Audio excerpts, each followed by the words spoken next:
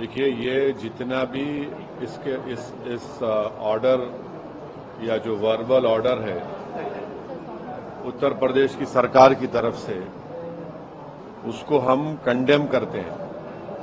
इसलिए कंडेम करते हैं कि ये संविधान के आर्टिकल 17 का वायलेशन है, जो अनटचेबिलिटी की बात करता है।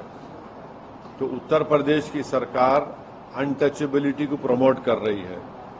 इस तरह का ऑर्डर देकर के नाम रखना और अपने रिलीजन का इजहार करना, बताना, ये आर्टिकल 21 राइट टू लाइफ का भी वायलेशन है और आर्टिकल 19 राइट टू लाइवलीहुड का भी ये वायलेशन है। दूसरी बात ये है कि जब से वो उत्तर प्रदेश की सरकार ने ऑर्डर दिया है, मुजफ्फरनगर में जितने ढाबे हैं उन ढाबों से मुस्लिम एम्प्लॉइज को निकाल दिया गया है। तीसरी बात यह है कि उस हाईवे के ऊपर मैकडॉनल्ड है, KFC है, पिज्जा हट है, आपके कैफे कॉफी डे है, उसके ऊपर क्यों नहीं बोल रहे हो लोग? उनसे क्या कुछ बातचीत हो गई क्या आपकी? पांचवी बात यह है कि ये जो ऑर्डर है उत्तर प्रदेश की योगी आदित्यनाथ सरकार का, ऐसा दिख रहा है कि हिटलर की रूह उनमें समा चुकी है। ये क्रिस्टल नाट मूवमेंट लग रहा है। हिटलर भी एक जूडन बॉयकॉट करते थे, इस तरह का बॉयकॉट हो रहा है उत्तर प्रदेश की सरकार की तरफ से। भाई, आप होते कौन है ये करने वाले? क्या एक यात्रा का इतना उनको आप इंपॉर्टेंस देंगे और दूसरों की लाइवलीहुड को बर्बाद कर देंगे आप क्या एक ही समुदाय के लिए कि उसके लिए काम करेंगे? कॉन्स्टिट्यूशन कहां गया फिर? कॉन्स्टिट्यूशन क्या कहां चलेगा? कॉन्स्टिट्यूशन कचरे की बिन में चलेगा कॉन्स्टिट्यूशन? फिर मोदी जी संविधान को उठा के चूमते। ये सब नाटक ड्रामा हो रहा है। तो ये स्टेट की तरफ से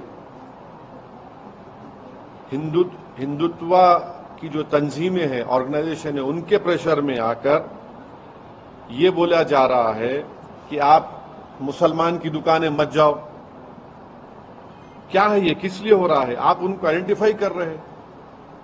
ये हिंदू की दुकान है, ये मुसलमान की दुकान है, इसका नाम अबू बकर है, इसका नाम अली है, इसके पास मत जाओ आप।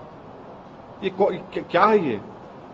और आखिरी बात यह है कि मैं चैलेंज कर रहा हूं, रिटर्न ऑर्डर निकालो आप। योगी आदित्यनाथ में अगर हिम्मत है तो रिटर्न ऑर्डर निकाल के बताओ हमारे को इसके बारे में। क्लियर डिस्क्रिमिनेशन हो रहा है मुसलमानों से। ये कॉन्स्टिट्यूशन की, संविधान की धज्जियां उड़ाई जा रही हैं। हमने आर्टिकल 17 के जरिए अनटचेबिलिटी खत्म किया, आप अनटचेबिलिटी ला रहे हैं। आप राइट टू लाइफ के खिलाफ है, राइट टू लाइवलीहुड के खिलाफ है। तो ये क्लियर कट डिस्क्रिमिनेटरी ऑर्डर है और ये बताता है कि ये मुसलमानों को सेकेंड ग्रेड सिटीजन बनाना चाहते हैं उत्तर प्रदेश में, पूरे देश में। और पूरा जो लार्जर इनका स्कीम है उसका ये इम्प्लीमेंटेशन हो रहा है। और मुजफ्फरनगर के ढाबों से पूरे मुस्लिम एम्प्लॉइज को निकाल दिया गया है। आप ही के दूसरे टीवी चैनल की रिपोर्ट है, आपके निकाल दिया गया है। बताइए क्या कर रहे हैं आप? क्यों जुल्म कर रहे हैं साहब? इतनी नफरत क्यों है बीजेपी को मुसलमानों से? आपकी संविधान की ड्यूटी निभाइए ना आप।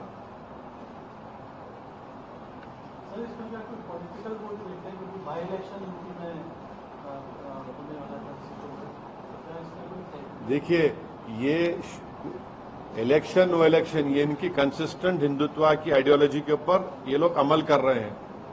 अपीसमेंट किसका हो रहा है बताइए? इस तरह का ऑर्डर निकालकर अपीसमेंट आपके वोटर का कर रहे हैं और मुसलमानों को बदनाम कर रहे हैं आप बाज़ाब्ता स्टेट गवर्नमेंट बोल रही है कि मुसलमान की दुकान पे आप मत जाइए, बायकॉट करिए उनका आप। और पिछले कई सालों से तो हिंदुत्व ऑर्गेनाइजेशन तो यही बोल रही है कि मुसलमानों का समाजी बायकॉट करो, सोशल बायकॉट करो। यही हो रहा है।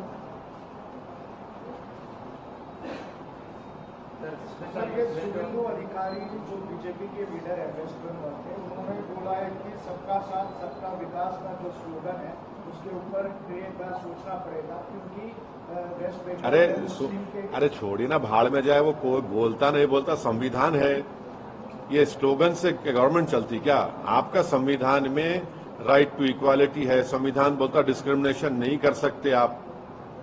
संविधान में लफ्ज माइनॉरिटी का वर्ड इस्तेमाल हुआ आर्टिकल 29-30 में। ये फंडामेंटल राइट है, ये देश का बेसिक कॉन्स्टिट्यूशन के बेसिक स्ट्रक्चर का हिस्सा है। इनके बोलने नहीं बोलने से कोई फर्क पड़ने वाला थोड़ी है।